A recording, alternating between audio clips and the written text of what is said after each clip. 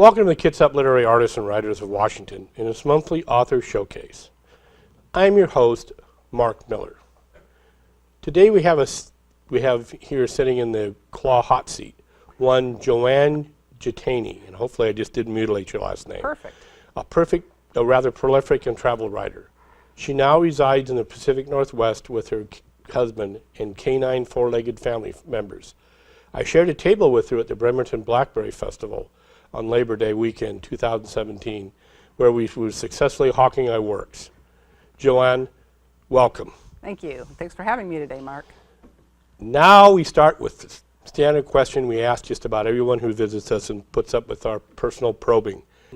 How did you first catch the writing bug, or as some of us refer to this activity, of putting ideas on paper and computer screens? Well, I was thinking about that. It's kind of hard to say, but because as far as I can recall, I always did what we called back then writing in a diary, which we now call journaling. It sounds better, I guess. So for years I wrote in diaries, probably from the time I was 12. But about my freshman year, I had a creative writing class with an instructor that I just loved, and he had us do a project that I just hated, which was writing a poem. And I racked my brain. Poems, they're still not something I really enjoy. But I was laying in bed after hours and hours of not coming up with anything, and it started snowing that night. And the snow started falling, and I could hear it, you know, the storm getting louder and louder and louder, and the idea for a poem came to me of relating it to a train and walking in the snow. So that's kind of the point I think I really picked up on writing and wanting to be a writer. I have to ask one real quick question. How many diaries do you think you actually wrote? I don't know. I know when I moved from New York to Oklahoma, I had like 15 of them. Oh, and okay. When I was younger than that, I had them, but I started throwing them out because I didn't want people to see what I wrote. Like, I wish now that I didn't, but it's always like, okay, I wrote this down, and if such and such finds this book, I'm in trouble. Yeah. So. Did your writings help to lead to your travels and move across the United States, or did your travels and moves kind of affect and lead to your writing? I traveled based on life circumstances. I grew up in a small town in upstate New York. My dad lived there for 53 years. I was in my second year of college, and he decided to move out to be with his other side of the family in Oklahoma. So he begged and pleaded for me to finish college out there, which I did. And I just didn't take to the state the way he did.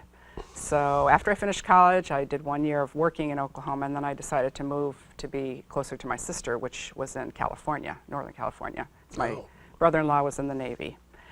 And at that time, I actually picked up journaling again, and I did journaling then. So then I started incorporating things that I was seeing, places that I was going, and things like that. So I would say that I moved first, wrote second. Have to be nosy. What university in Oklahoma?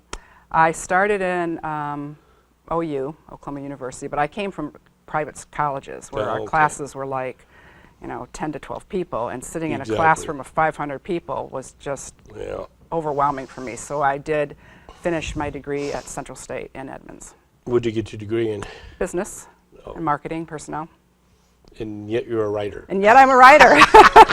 Which actually probably gives you a leg up on the rest of us, because we've been stumbling along trying to learn marketing and everything to do with getting our books out there and trying to get people to read them. Well, I'm stumbling right along with you.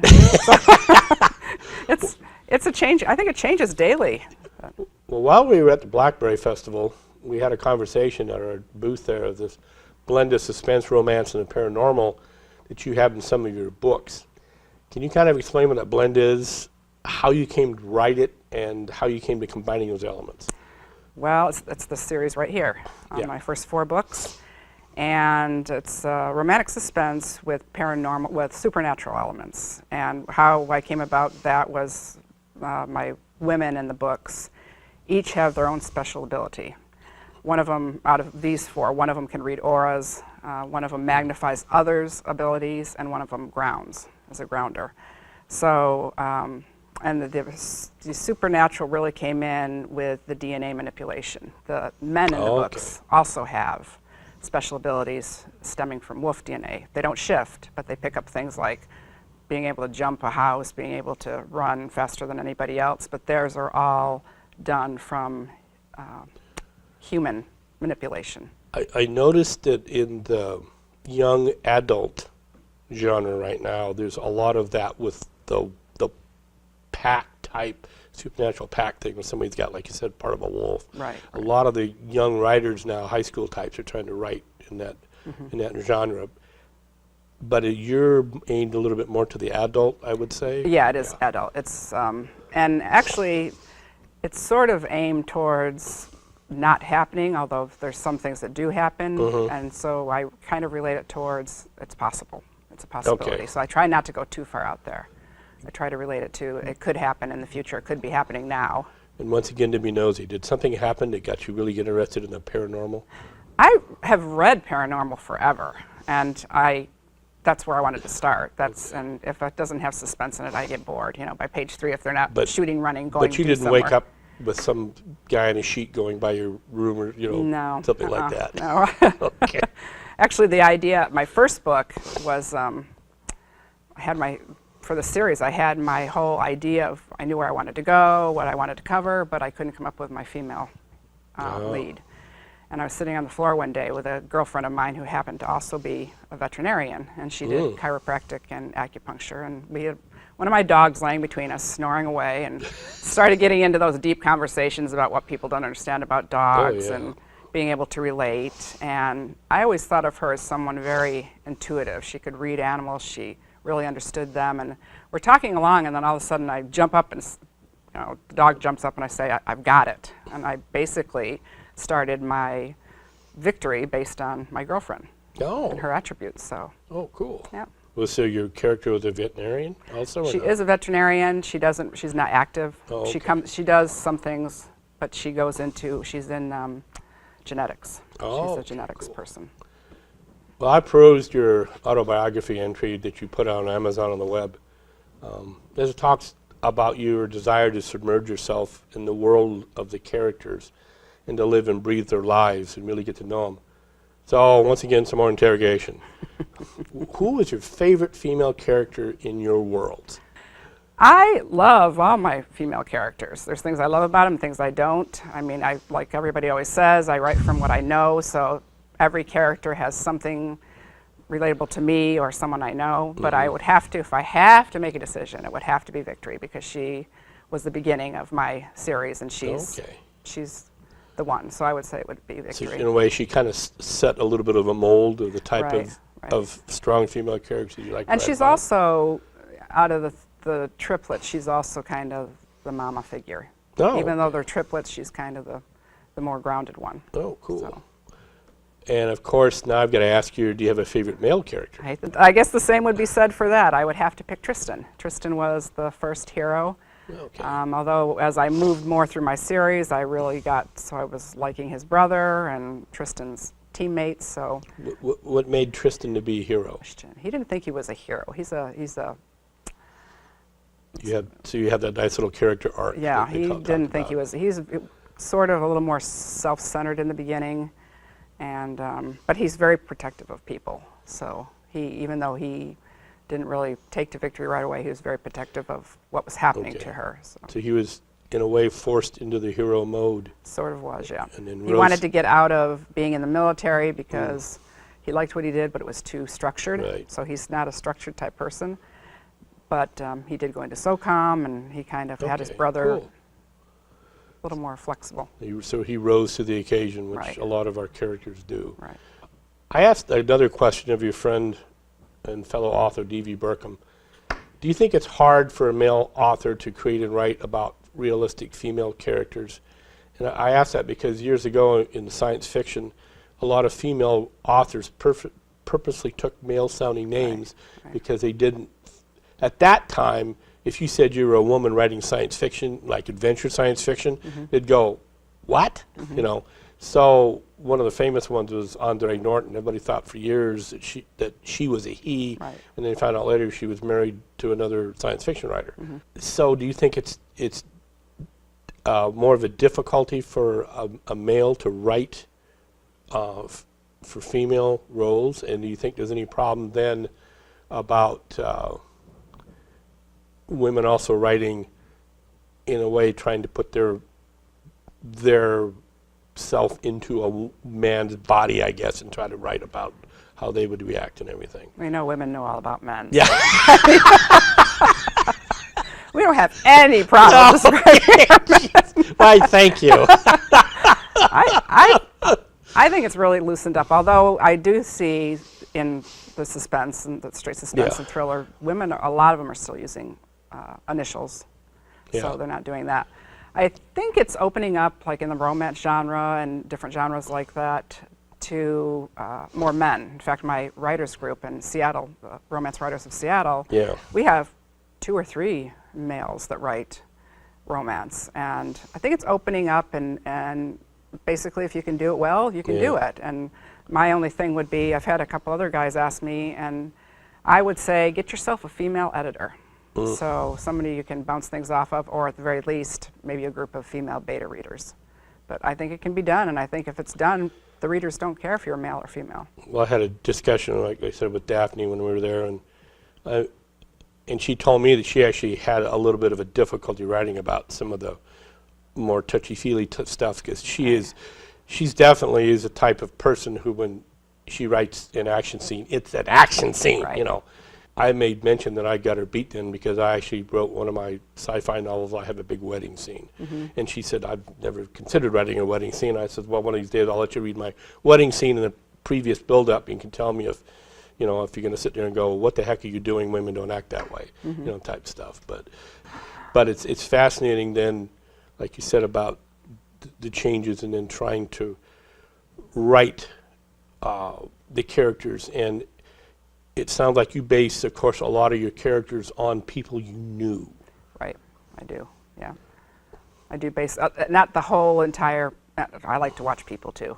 I go to places where I can people watch and pick up, I can see habits and things, but probably my personnel background. I don't think there's one character that I can name that maybe one of my small secondary characters that doesn't have a couple aspects of somebody I know. And then maybe a group of different ones coming from different people. You can't say one person is such and such.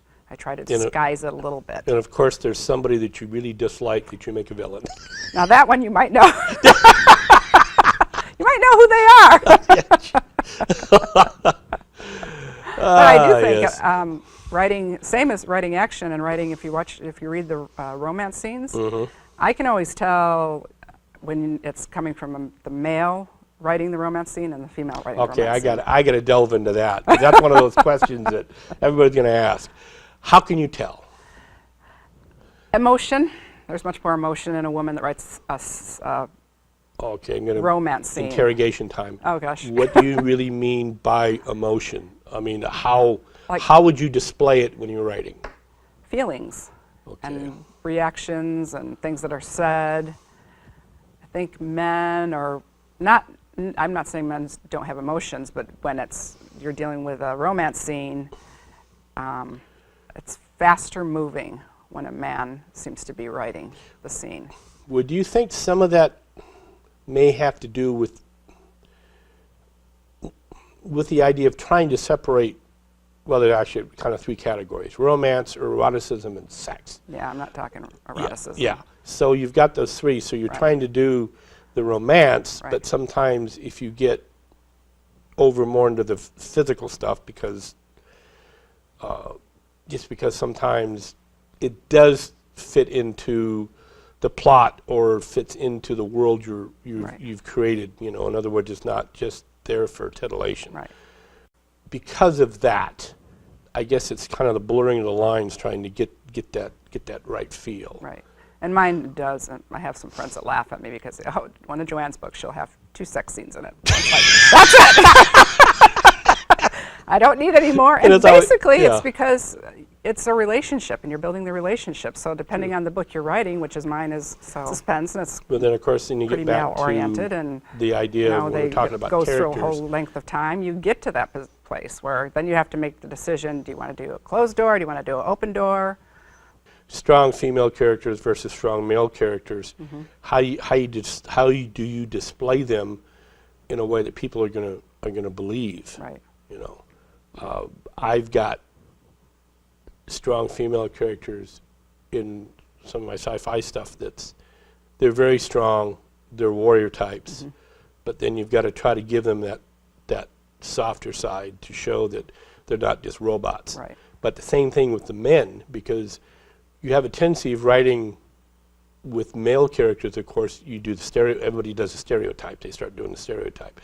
So then you got to kind of look in there, the idea of, okay, can a strong male character cry? You know, if you're going to have that, I think that makes it a little bit more human. I think it does too, and that's why sometimes I've been criticized about head hopping, which I do a little less. What's that? When you're going from changing point of views. Oh. But I feel, you know, because I had one editor ask me, well, do you write in first person? No, I don't write in first person. Yeah. Because I feel like, and it's true, I mean, the men still have the feelings, but they're more internal usually. So from the male point of view, Yeah. when you're in their head, you can relate that to the reader and the person, whereas when you're in the female point of view, it's usually more action-oriented.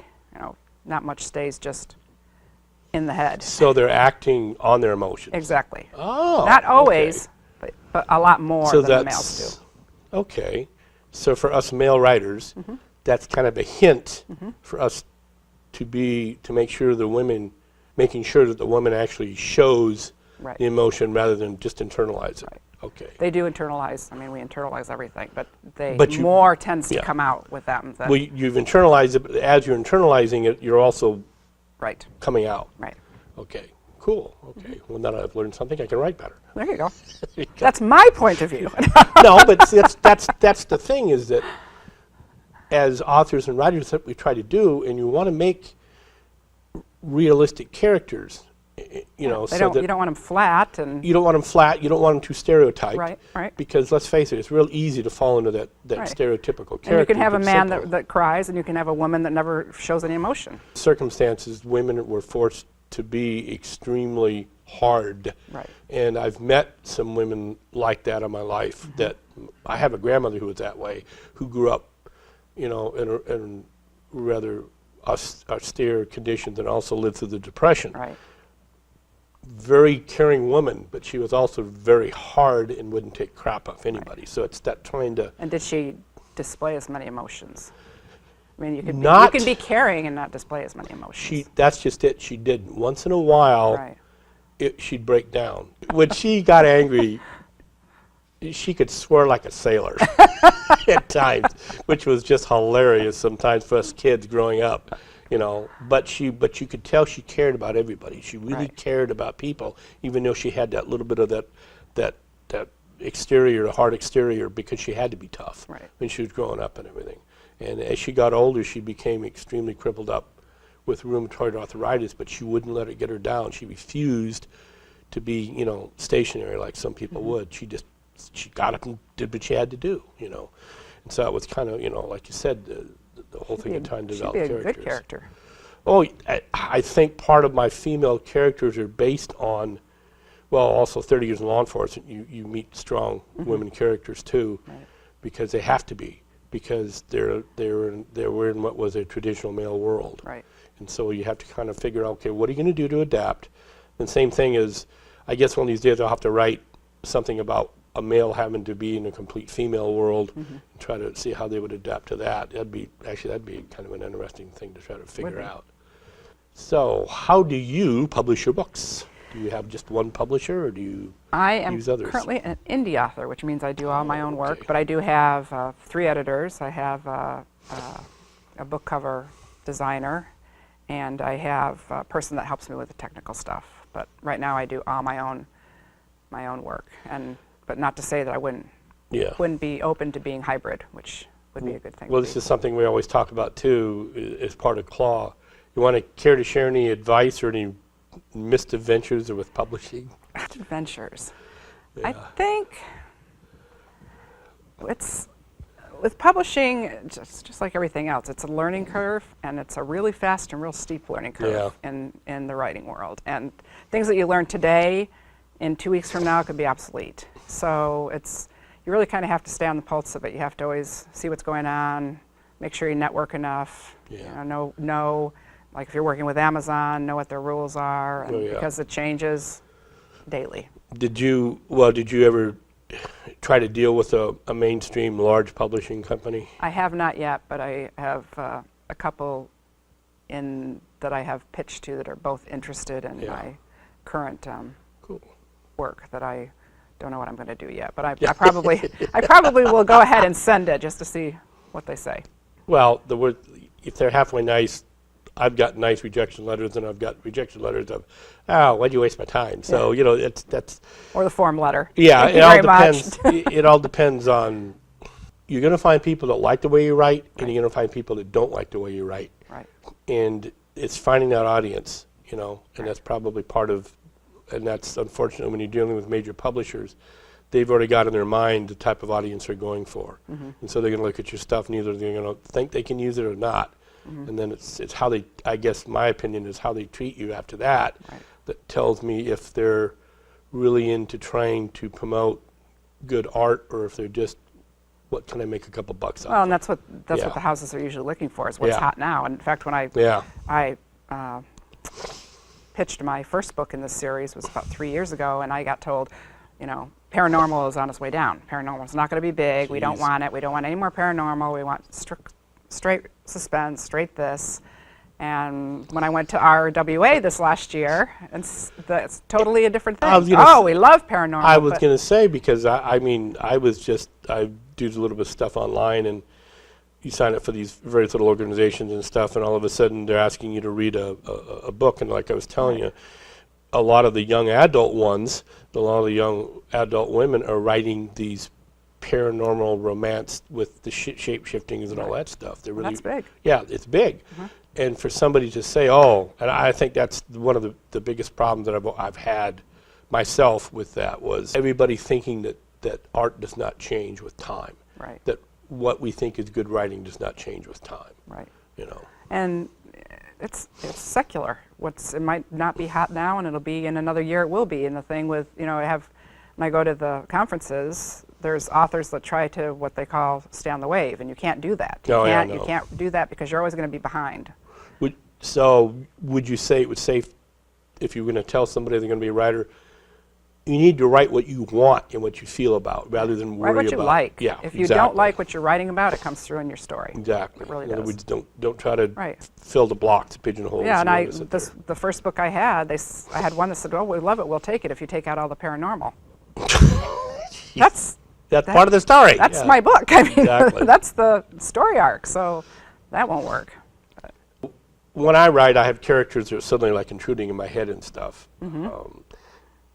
And you're sitting there, and all of a sudden you're writing along, and something just pops into your head.